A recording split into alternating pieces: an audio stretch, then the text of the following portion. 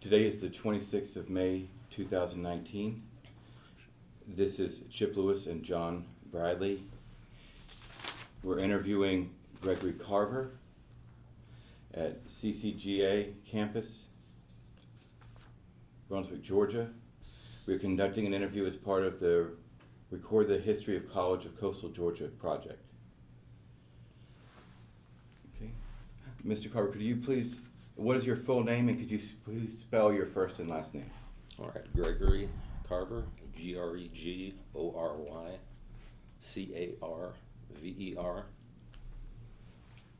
Okay, thank you. And we'd like to start by taking a few moments to talk about your time at the prior to the College of Coastal Georgia. Mm-hmm. So how did you begin your career? Well, first I was, let me say I'm excited to be here because this is, when I was here, this was all under construction. I mean, there were fences around the project. You could hardly walk from one end of the campus to the other. So when I came here today, I took a quick look. I went over to the Jones building, looked out over the Corral Center. Of course, being spring, everything in bloom, but everything is set now. It wasn't that way when I was here during the construction. But to answer your question, I was born and raised in South Dakota, Pickstown, South Dakota, and pretty much raised in Brookings, South Dakota, which is where South Dakota State University is at. I graduated in 1976 with a degree in civil engineering. When I graduated, I started work in private business with a construction outfit. We did asphalt and concrete. It was a fairly small firm. I was the first engineer for them. I worked there for 3 years, and then I moved to Pensacola, Florida. I left on a real good relationship with my boss, but I wanted to try something different. You can appreciate being from South Dakota and having an opportunity to go to Pensacola, Florida. But I started as a design engineer at the Navy Public Works Center in Pensacola, Florida. I was there for 10 years. I had done both design and planning and had an opportunity to go to Okinawa, Japan. So I had just gotten married within the 6 months before that. We moved to Okinawa, Japan, and were there for 2.5 years. I worked for the facilities engineering group, doing both oversight of design and construction of military projects there. Had an opportunity to move to Washington, D.C. I moved there in 91 timeframe and spent 3.5 years in Washington, D.C. at the Defense Mapping Agency. At that time, Desert Storm, Desert Shield was going on, and the mapping that we did was just prior to satellite imagery taking hold. So there were semi-tractor trailers of paper coming in one side of the building and finished maps for the warfighter coming out the other end. That was the mission of the Defense Mapping Agency at that time, and I worked with the facilities there. Again, that was design and construction. I had both of my children, Patrick's the oldest, and Haley 2 years later, were born in D.C. So I began to look for another place to go to, and there was an opening at the Federal Law Enforcement Training Center. No association with law enforcement, being a civil engineer, but it was the division chief for facilities management. So I ended up, after the interview process, being selected, and I came down here. That was in 1995. My daughter had just been born. She was less than 2 months old when we moved down here. So for their lives, they've lived pretty much here. They know nothing other than this place as far as growing up. So getting to the College of Coastal Georgia, I guess you're wondering how I get here. So the 2-year to 4-year transition for the college had just happened, just gotten approval to go to a 4-year. And Valerie Hepburn was selected as the interim president for the college.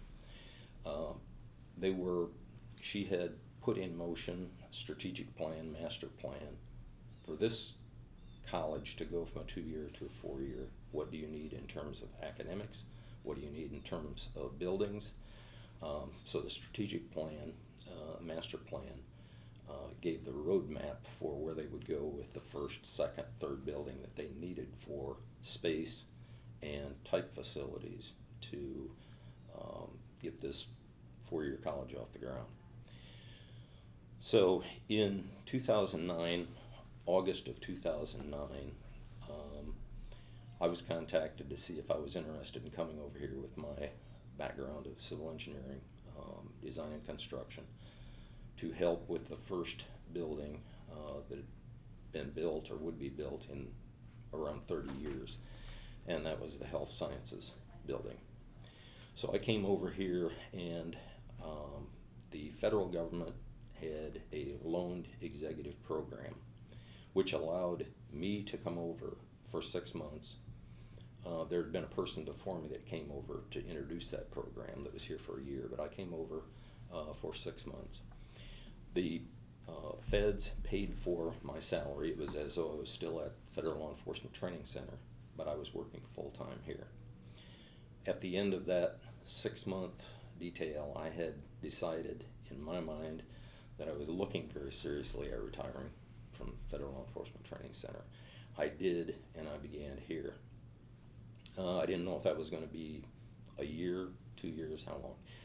As it ended up, I was here for 5 years, the entire building program. So that's pretty much how I got to College of Coastal Georgia. Okay. Okay. All right. And interviewers are switching now. John Bradley will be asking questions.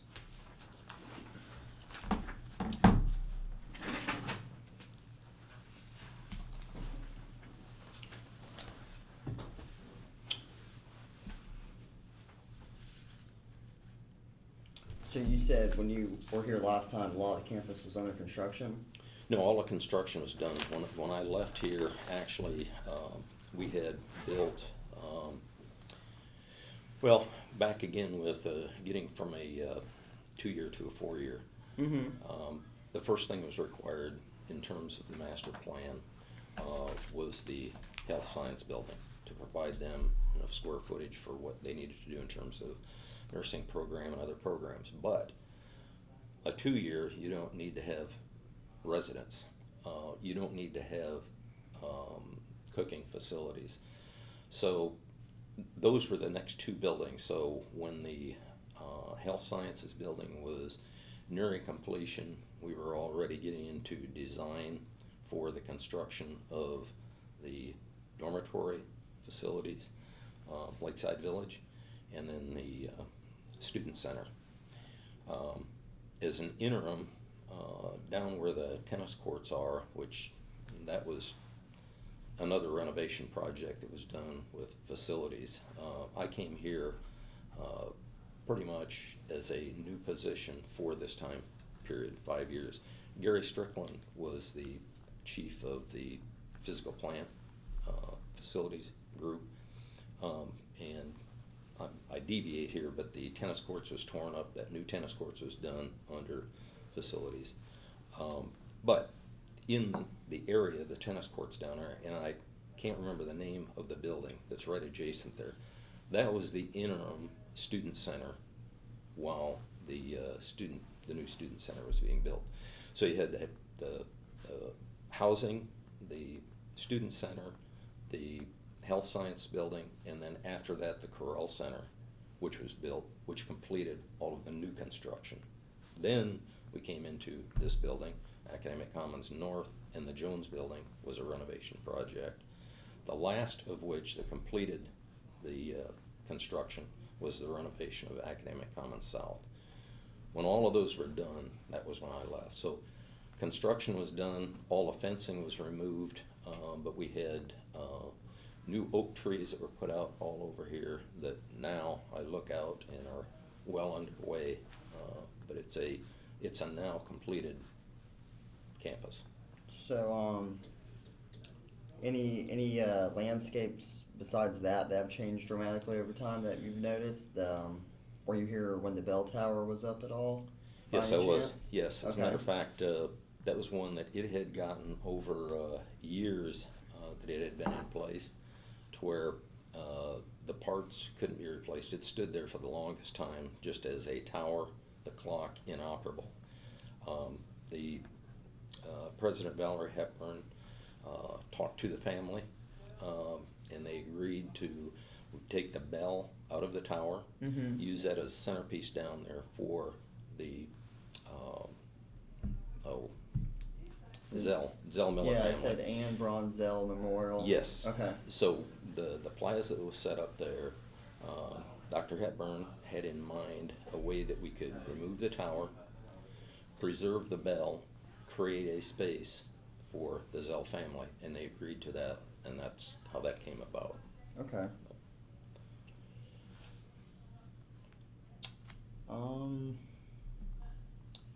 The names of the buildings, did you have anything to do with that, or any input on that, or was that coming That from was someone one else? that there was the marketing group working intimately with Dr. Hepburn.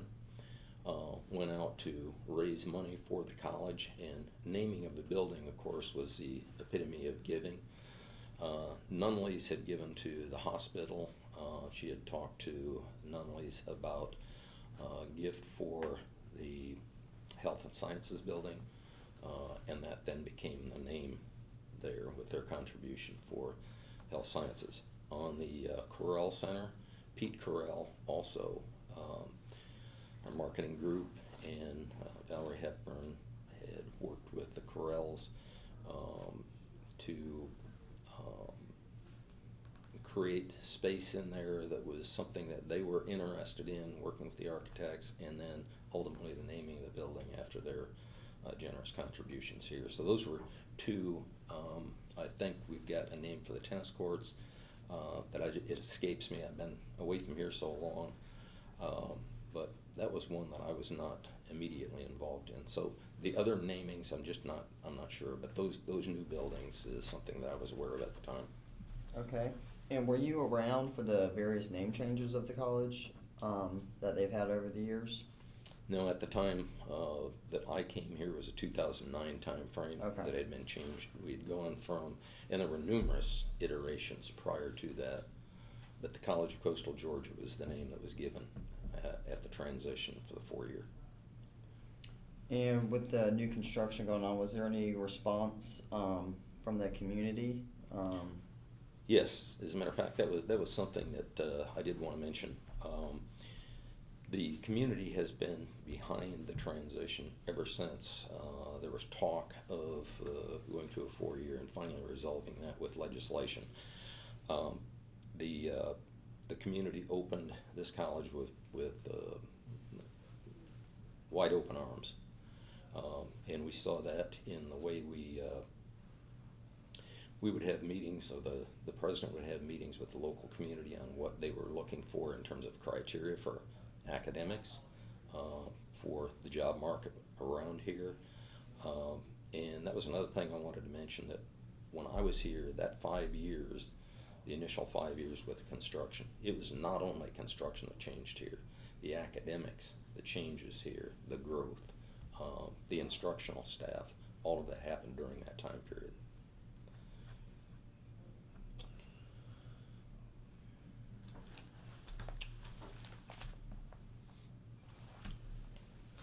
Did the campus construction turn out like you envisioned? Any favorite buildings? Any surprises or unexpected obstacles? Yeah, the one thing, and that's a good point, and I wanted to bring that up. 2008, with the downturn in the economy, the economics nationwide, affected this place in a very positive way. We had architects and construction contractors that normally would not even have bid on this work. We had some of the best, and the first project here, Perkins and Will was the architect. They had an office in Charlottesville, but New York was their prime. The head architect at that time, Aaron Aaron Schwartz, hit it off with Dr. Hepburn at one of the meetings that she had, one of the systems meetings, and we had what was referred to as a construction contractor at risk in order to do each one of these buildings. We did not take a low bid. Even at the Federal Law Enforcement Training Center, we had gotten to the point to where low bid is pretty much out. You needed to be able to meet with construction contractors, architectural firms, explain what your expectations were, and have them make presentations to you. We, in conjunction with, and when I say we, me, Dr. Hepburn, the Chief Financial Officer,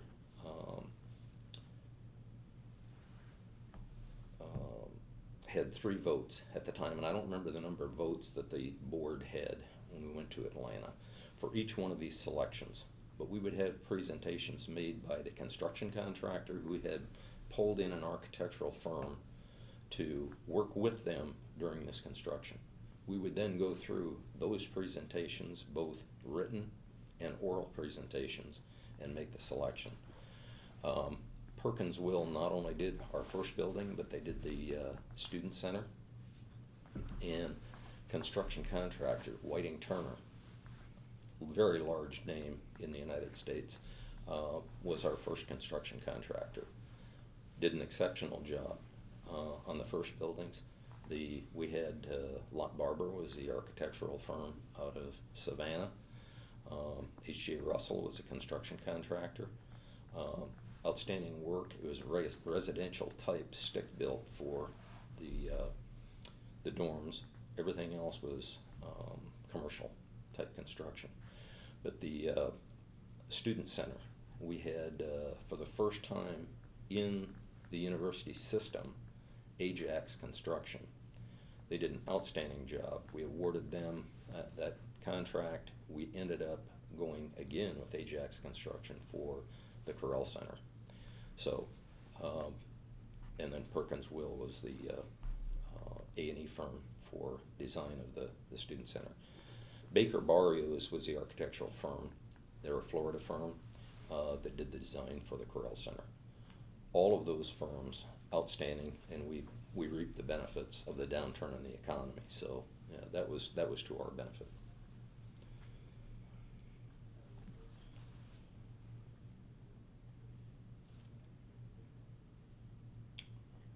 All right.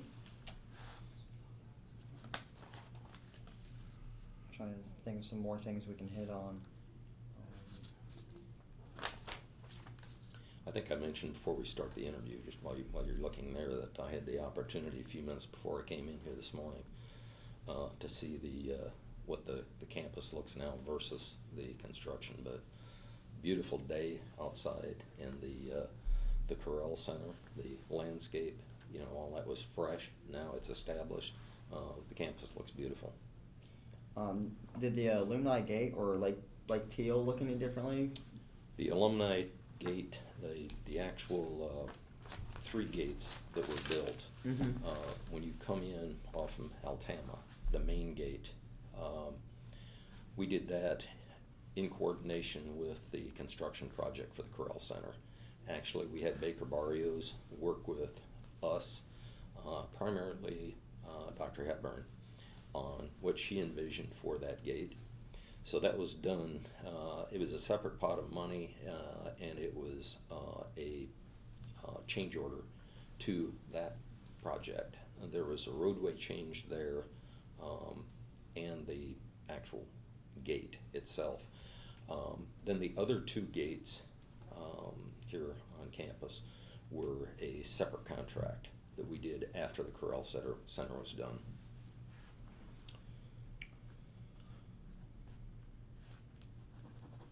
And any specific stories or memories or people you might have worked with on campus at the time? Each project, of course, I had to closely coordinate with the IT folks.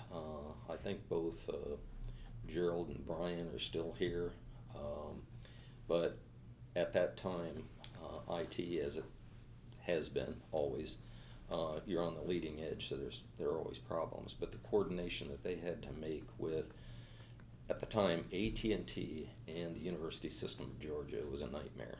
And to be able to get the things that we needed in a timely fashion was a nightmare. So those guys did a yeoman's job. And Jerry Culberth, female, it was the chief. She was a phenomenal person, and was all three of those people that I mentioned, as well as the whole IT staff, knocked themselves out. They were out here odd times of the day and night to make things work. And Jerry was, knocked herself out. She didn't, and I lose track of time. I don't know if it was a couple months. It was a short period of time that she passed after she retired here. But phenomenal person. So that group, of course, Gary Strickland from facilities. I was working hand in hand with him during construction. Brian Sipe was head of campus security, close coordination with things on scheduling with him. Tom Saunders and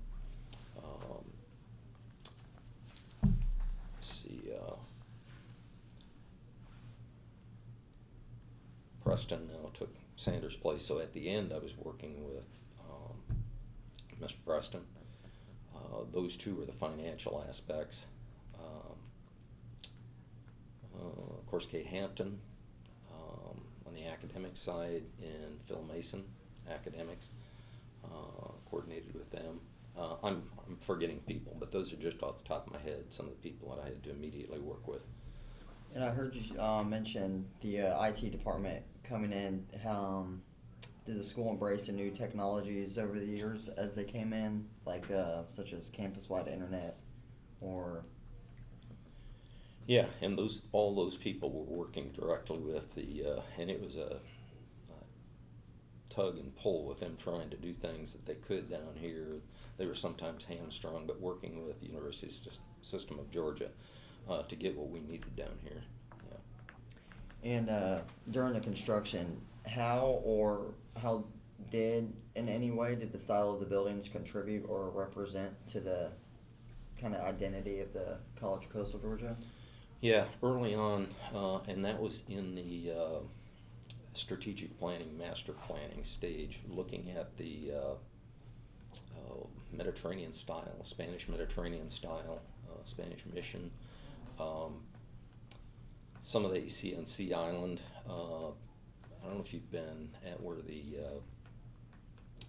Harris Teeter, Mm-hmm. and that type of look. So that was what was early on brought in as the concept and where we wanted to go in terms of the look Okay. and feel for, and then for each building trying to maintain that look, that consistency. Okay, we're at about 23 minutes. Do you have any more questions you'd like to ask, Chip? Honestly, I could ask questions all day. I enjoyed being here. This is great. Yeah, I mean, just the buildings, the way that they turned out, and the transition, like as you started building, seeing it now, the vision you had in your head when they started versus how it turned out now. Is there anything that you would have done different, or is there anything that turned out better than you had hoped? I mean, I know we talked about how nice the campus looks, but was there any kind of unexpected, like students now hang out in a place that you didn't originally anticipate they would congregate, or changes in technology that forced a drastic change to what an initial plan was? One, my background is civil engineering, so concept, all this architectural look, I didn't have anything to do with that. That was done with strategic planning, master planning, those people that are in that business, and I think they did a wonderful job. I worked with, and we even had built into not just the architect engineering firm, the construction firm, but project management built in. So we had 3 of those. We met every 2 weeks to make sure that everybody was on schedule. All of these buildings ended within time and on budget, which is something that you always want to happen. But I really wasn't around here. I left. There was construction going on. We had completed, so during that time frame. But I can't really evaluate how things turned out. I walked down here and just peeked in to see one of the new labs in the Jones building. It was full, things going on in there, which really makes you feel good. But I can't answer that question, I guess. I don't know if there were things that didn't turn out as well Okay. from an academic standpoint. All right. Well, then I think wrap it up. Yep. Thank you for your time and stories and information. Well, today thank about you for the about opportunity. history.